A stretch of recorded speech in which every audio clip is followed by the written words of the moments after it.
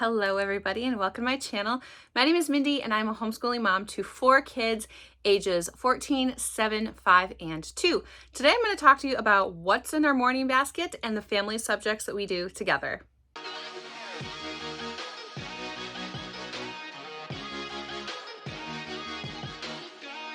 Okay, so if you're watching this video, I'm assuming you know what a morning basket is. If you don't know what a morning basket is, it is coined by Pam Barnhill. You can go look her up later if you want to do so. But basically, a morning basket for our family means we are gathering together in the morning. We are starting our homeschooling day with these specific things that we do together at the table or in our family room or wherever it might happen to be.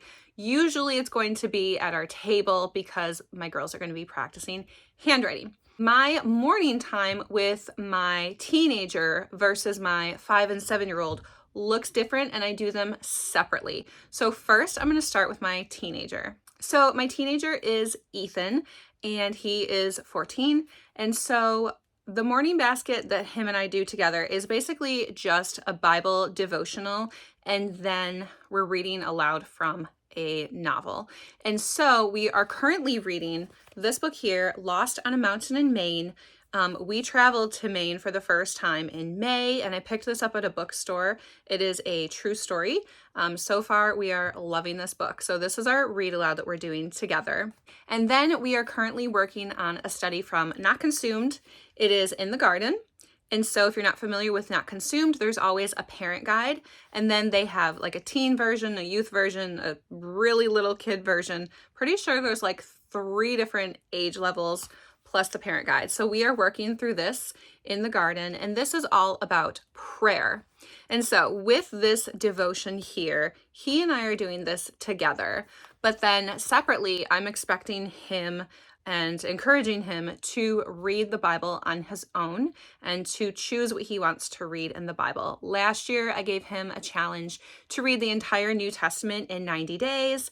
And he did that. So this year, our focus is going to be on the Old Testament. So moving on to my girls who are 7 in 2nd grade and then 5 in kindergarten. We are working our way through reading the Beginner's Bible. It's a very gentle introduction to the Bible. With my 7-year-old, I could probably be reading a different version with her, or one that has more to it, because this is very basic, sort of a thing, what you'd expect from a children's Bible.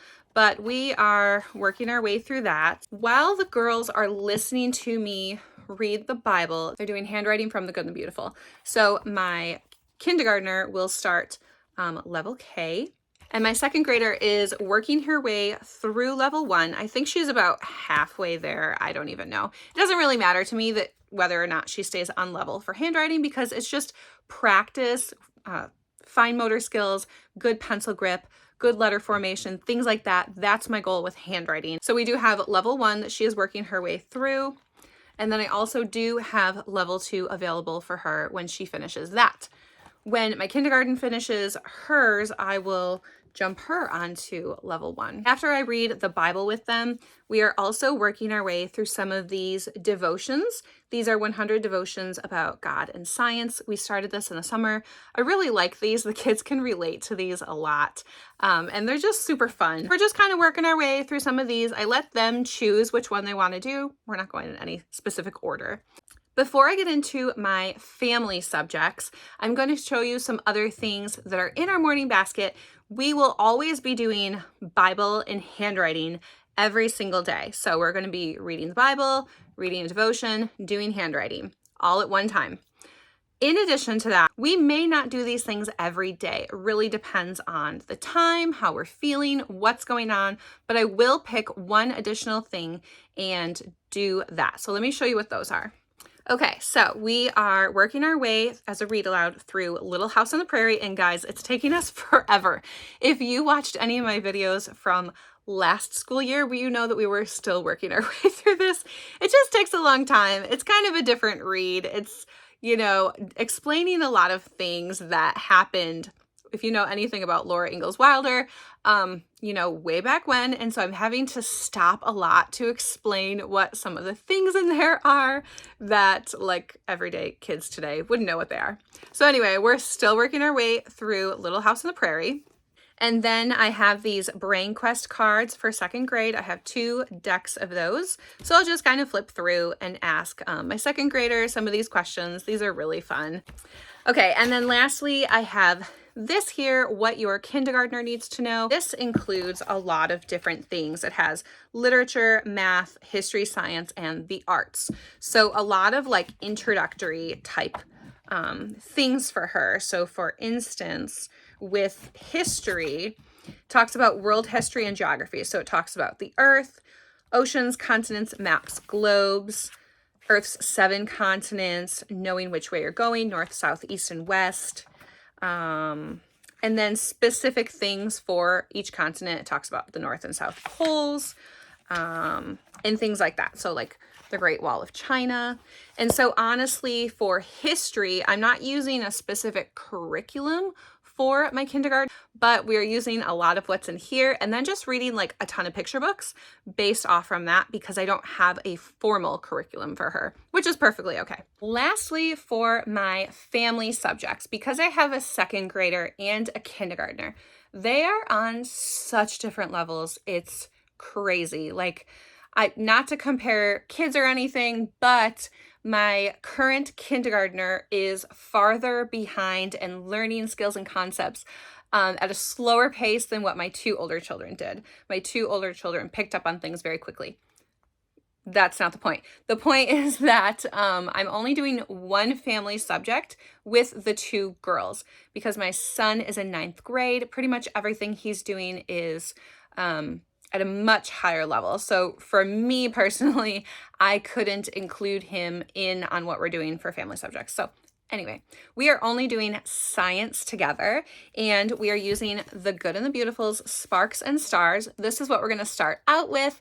Really, really excited about this course. We also have Wind and Waves, which I'm not sure if we are going to get to that this year or not. We may. But I'm super excited about Sparks and Stars. Comes with the teacher guide here, and then it comes with the big book of stories. And then I just have a whole bunch of resources to go along with this because the girls right now are really interested in space, so I'm going to capitalize on that a little bit. My mother-in-law actually picked this up for us, and this is just more about the solar system. It's actually pretty cool because there are 3D models in here. So for instance, landing on Mars, moon missions, and yeah, so it's really cool because it's like a nice little cute pop-up book sort of a thing. And then also just as like a fun little activity, I have picked up these like sticker books that are space themed for the kids. So this one will be for my kindergartner, and it just has a whole bunch of like stickers in here, color it, trace it. It has more information about space, and then you put the stickers wherever they go, sort of a thing. And then for my 2nd grader, hers is a little bit more advanced, but it looks like this. Hers is also sticker activity, if I didn't mention that. So here's some of the stickers. This one's nice because it tells you the page numbers that it goes on. And so, for instance, here's one of the pages here. And then learning about Mars. What else? Here. I don't know. They're super cute and super cool, and I don't know. I think they're going to be a great addition to what we're learning with Sparks and Stars, more about space. All right, guys, well, that about wraps it up. That is what we will be using as part of our morning routine, family basket, group subjects sort of a thing in the morning time. So I hope you enjoyed this video. Please drop me a comment down below letting me know if you've ever used a morning basket or what's in your morning basket. Maybe you've never done one before. But anyway, I hope you'll stick around for my next video. See you then.